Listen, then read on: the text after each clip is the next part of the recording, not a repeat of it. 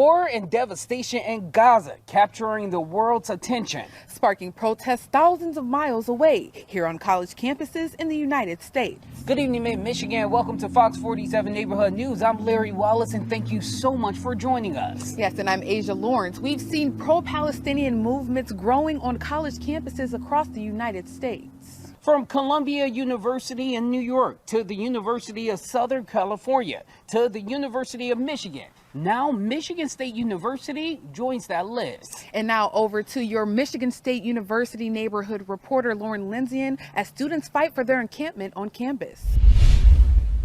Here on MSU's campus, students in support of the people of Palestine gathered in protests, calling on the university to divest funds from Israel.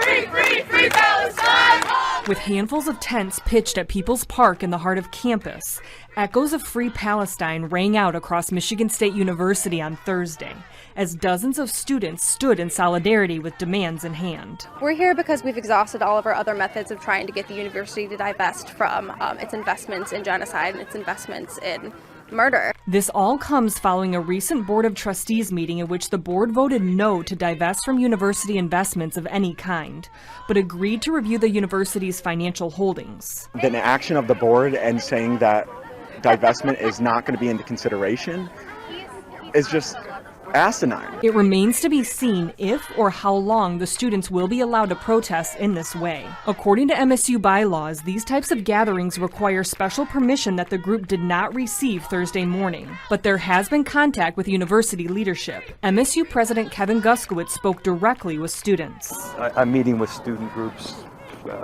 across the campus, and I want to be sure that all of our students know that I'm here to listen and that their voice matters. MSU also released a statement that reads in part, quote, "No arrests have been made. The university is continuing to engage in discussions with group leaders, and we will provide additional information as it is warranted," end quote. I'll keep you updated on the latest developments regarding this group. Reporting from Michigan State University, Lauren Lenzian, Fox 47 News. The protest at Michigan State is just one of many happening right now around the U.S. Scripps News is in several cities getting a closer look at the protests and their impact. We'll hear from them in just a few minutes. An investigation is underway following a break-in at Spartan Stadium. Take a look at your screen. According to the MSU Police and Public Safety, multiple people broke into Spartan Stadium on Saturday just after midnight. If you know anything about this case, you're being asked to call the MSU Police and Public Safety. I'm your neighborhood reporter, Daria Sudris. Grass Lakes Township Planning Commission decided Thursday to allow Target Trucking to expand gravel mining on Bone Road, with some conditions. I want to know we do hear you. It's not that we don't hear you or ignoring you or being prejudiced against you. Neighbors in Grass Lake have complained for years about dust, fumes, and noise from the mine. With an enlarged reservoir part of the proposed expansion plan, neighbors now worry that their wells might dry up. The renewal of a special use permit was a chance to push for stricter conditions. We do hear the citizens. We want to make the best decision that's equitable for everybody. And complaints going forward, they will be addressed appropriately. New conditions Commission Chair Tim Golding listed at the meeting include new wells for any neighbors whose wells dry up, a paved mine entrance to reduce dust, measures regarding fumes and equipment storage, an improved complaint procedure, and a significantly larger bond to make sure the operator makes good on turning the land into recreational use once mining is done. Grass Laker Bobby Harper has been helping neighbors analyze conditions and lodge complaints. She says her reactions about the outcome are mixed. I was pleasantly surprised about some of the things that were brought up, like replacing the water wells. I was really happy about that. There was some language about the diesel fumes and a new complaint process. I'm happy about that. Still, some things remain to be determined. I would have liked the phased restoration plan because all the experts that I've spoken to said that's how you're supposed to do a restoration, and it also guarantees that the miner doesn't walk from the mines. Harper informed the Commission Thursday that Michigan's Department of Environment, Great Lakes and Energy, or EGLE, has accepted an appeal of the permit it issued for the expansion of the lake. So there may be some additional future conditions from that agency as well. In Grass Lake, I'm your neighborhood reporter, Daria Sudris, Fox 47 News. Now for a check of your Fox 47 forecast. Good evening, Mid-Michigan. I'm meteorologist Jake DeReese here with our current watches and warnings for us for the areas in central Michigan and purple. They are under a freeze warning with all the counties surrounding that at the border of Ohio and Indiana and those counties along the lake shores. That's a frost advisory. Still could see some to start your day tomorrow. Now, moving on to our SPC outlook for day 3, which is Saturday. We have all these counties here in green. That is a marginal risk for severe weather, and a little bit north of us, that yellow, that is a slight risk. And really what we're looking at this weekend is just possibility for showers and storms. It's looking like a wet one, and we'll be breaking it down for you. But first, overnight, we're going to be seeing our temps drastically drop back into the 30s, possibly reaching that 32 freezing mark for us. But right now we're thinking more 33 degrees with mostly clear conditions. And I'll be breaking down for you all of the frost potential as well as the possibility for some storms this weekend. So stick around. You know, Asia, the NFL draft is in full swing, and our neighbors across mid-Michigan are excited about the future of the Detroit Lions. Yes, we have team coverage of the draft from your neighborhoods. The players look to bring big money as mid-Michigan cashes in. I'll give you a look at how local businesses are seeing a payday from the draft, too. And if your neighborhood could draft any kind of business or event, what would it be? I spoke to our neighbors in Lansing about what they would draft to our neighborhoods. And Olivia Pajot is in Jackson, where a local radio host makes his pick predictions and offers some words of wisdom for fierce Lions fans. But first, let's head on down about 80 miles south to Detroit to take a look at the NFL draft's big night. So much energy, so much excitement, Cardinals, baby, and so many people. It's just a maze right now. We don't even know where to go. The streets of downtown Detroit packed with football fans all day long. More than an hour before the draft was set to start, the entrance to watch it shut down. The entire area already hit capacity. Obviously, you came here prepared for the draft, huh? Yes, sir. Yes, sir. But you can't get in. No. It's all full. You came out of town for this, right? Yeah, 4.5 hours. How are you feeling about that? A little upset, a little disappointed. Those fans who did get inside arrived hours early, excited to see the city like never before. I've never felt so much pride for Detroit. I mean, look at this. This is amazing. This is really cool. This is really cool to see the city like this. So how does one become a fan of the year? You pretty much dedicate your life and all your financial resources to going to the games. You travel internationally, you show up for your team. It wouldn't be the NFL draft without superfans, proudly sporting their team and wearing their Fan of the Year patches. This community of fans is like a giant family. What is it like though when you have an event where like all 32 teams are in the same town? What is that like? It's like a reunion because we all know each other. So it's just one place that we all get to see each other once a year. Let's go Bears, yeah! Whether local or from out of town, NFL fans went all out for the draft in Detroit. So much energy and so many people in the streets, something lifelong Detroiters said they've never seen before. But Detroit, you guys are doing us right. You guys are doing You're doing us You guys right. are great. Come here, look at our city. This is a cool place to be. We love it here, man. You know, tonight is all about high hopes and dreams, and I wanted to bring some of that back here to my neighborhood of Lansing, which is why I created the Neighborhood News Draft. Here's how it works. I know the NFL draft is a big deal. While the NFL draft is more than 80 miles away in Detroit, the excitement is still being felt here in Lansing. I know the NFL draft is a potential of changing lives into a positive space. Back and forth. As hundreds of thousands of people crowd the streets of the 313 for the draft, we wanted to localize things, which brings us to the Neighborhood News Draft. I talked to people in the community to see what things they will bring to Lansing to make the city a better place. We start with owner of Metro Malik 517, Malik Brown. And for the sake of this story, let's just say he's team business. What if we closed down the streets on a Sunday and had a bicycle race happen throughout the city? What if just some cool things happen in this city? We used to have a marathon that run through the city. These are kind of things that people get excited about. Malik says events like those will drive more people to Lansing businesses like his.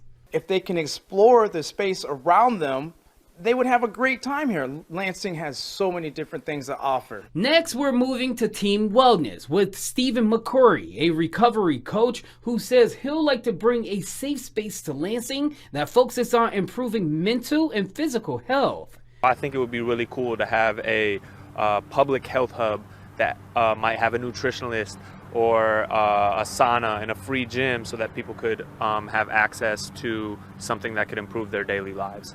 Oh, and we can't forget about Team People with longtime Lansing resident Loretta Standaway, who would love to bring improved services for residents. I guess I would like to see the city in a situation where people are properly cared for. You know, we need better public safety, we need better public service, we need Parks and Rec and all of that sort of thing. And even though the draft is in Detroit this year, most people in Lansing can agree it still feels good to have such a big event in a neighboring city.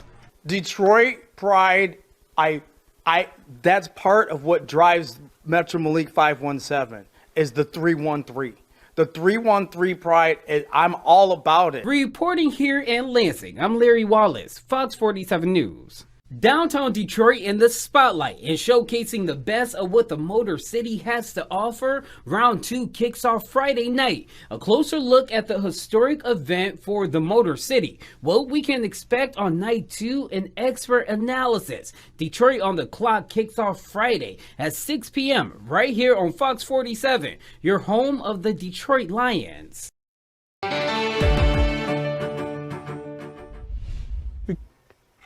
Keep on filling up the shelves. This is one of our popular ones that's been selling a lot.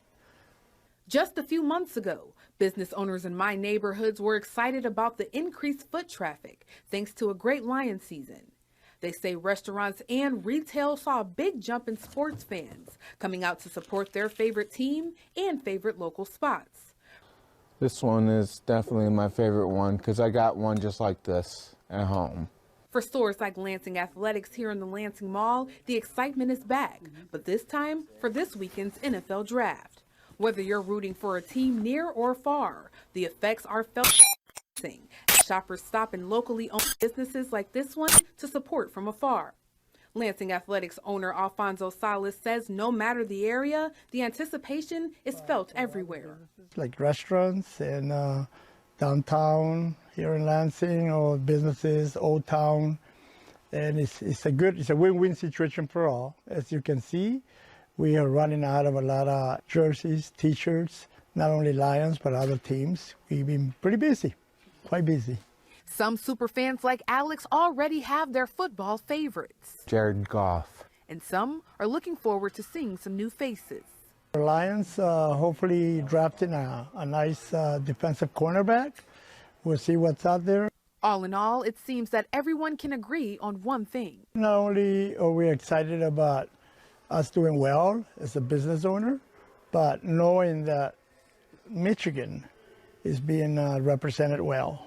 And we all feel like we're part of this, and we want to be part of it. And so it's a great feeling to have. I'm your neighborhood reporter, Asia Lawrence, here in Delta Township. Fox 47 News. Now for a check of your Fox 47 forecast. Welcome back. I'm meteorologist Jake DeReese here with your weather headlines this evening. We're still tracking that possibility for some frost overnight tonight. Followed by that, we'll be seeing some warming, and with that, we'll have the chance for some storms expected this weekend. We'll be breaking it down for you in a few seconds. But first, our current watches and warnings for those counties here in that deeper purple. We are under that freeze warning overnight tonight, while counties surrounding that in the light blue, that is a frost advisory. So still could see some frost to start your day on Friday morning. Then we also have our SPC outlook for day 3, which is Saturday, with that green, if you're in green in these counties, including Lansing and Albion, that is a marginal risk for severe weather. And if you keep moving north into the state of Michigan, that yellow, that is a slight risk for severe weather on Saturday, and some other days we'll be breaking it down for you as well. Those are just our main stories this evening. So how does frost form again? We have that cold air which is being measured, and it'll definitely get colder as it hits the surface here. We're looking at about 33 degrees for us. We have that's going to aid in it, but all the moisture that's left in the air, we don't need a ton of it, but the moisture that is with those cold temperatures at the surface is allowed to freeze onto surfaces like grass. So what are the favorable conditions for this? Obviously clear skies for radiational cooling, calm winds, and again, that moisture in the air, which is what we're looking for heading into the evening hours tonight. Now, wind gust planner, let's actually see if those winds are going to be calm for us moving into the overnight hours tonight. We're really looking at 12, 13 miles per hour to start, but then around the time, 6 a.m., 7 a.m., around that time when we're going to be reaching 33 degrees, it's already looking at it'll gust up a little to 18 miles per hour. Now, this is still a little bit variable for us. If you're in those central portions, we're looking at gusts a little bit lighter than that. That'll be helpful for frost development. Different if you're, again, on the coast, though, of our lakes, especially Lake Michigan and Huron. Now, tonight, again, like I said, we're dealing with mostly clear conditions, calm winds, and temps at around 33 degrees. All helpful for frost development yet again overnight tonight. Now on to those thunderstorms, what we're tracking right now going into it. This is Friday night as we'll have clouds and moisture return to the area. We have this line here of storms at around 2 a.m. going into about 5 a.m. followed by that really warm, moist southerly flow for us. But that line of showers could bring us some thunder, but this isn't really the main event we're talking about. That's not until Saturday. We can see that low pressure system aided by that short wave move towards the northeast over Wisconsin for us, which would act as our lifting mechanism as it is associated with a cold front along Wisconsin. But as that moves out and we start to see this strip of what's supposed to be the main severe impact for us, that's what leaving us uncertain is we have the warm moist air, we have the instability that we're tracking. It's just our system is leaving us. That short wave is leaving us, and that cold front is still stalled out over Lake Michigan while this is happening. So we're going to be tracking that a lot for you, and we could be dealing with thunderstorms going into Monday as well, but still a little too early for us there. Our Super 7-day forecast, though, shows that tomorrow we still have one more day of nice clear conditions, normal temps at 63 degrees, and then that chance for thunderstorms through Monday. And then behind me here by the midweek will be calming down to about lower 70s for temps, the chance to see the sun, and then returning to normal by Thursday.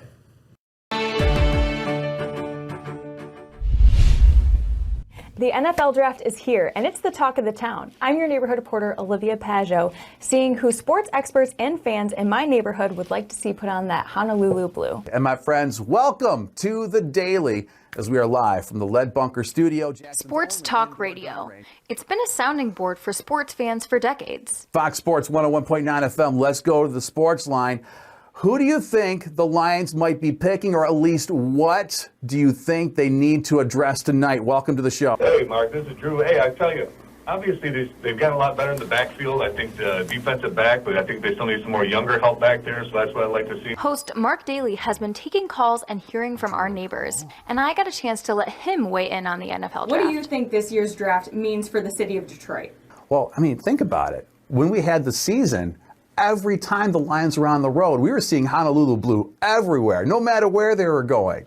So to see this at home, yeah, I think it's going to be a huge spectacle. And I had to ask what moves he wanted to see the Lions make. I'm thinking they should probably try to shore up their defense, maybe get a corner. They're a little light on that. And yeah, I'm thinking corner is probably their biggest need right now. And even if the dream pick isn't called, Daly has some advice for those anxious Lions fans. I feel like as fans, we got to trust the process because they've been pretty successful with their picks the last few years. Hopefully leading to another successful season for the Lions. Reporting in Jackson, I'm Olivia Pajot, Fox 47 News. Now for a check of your Fox 47 forecast. Welcome back. I'm meteorologist Jake Dries here with your weather kit of the day, brought to you by Service Professor. We have Dylan from Holt. Now, Dylan still has his winter jacket on as we're dealing with partly cloudy skies tomorrow, but overnight tonight we're going to be getting very cold, and that'll continue to start your day if you're heading outside to end your week. Taking one last look at our Super 7-day forecast, though, we'll be having normal conditions tomorrow, storms throughout the weekend that we're watching through Monday, and then behind me we'll be returning with the sun, and then highs in the lower 70s, returning back to normal by the end of next week.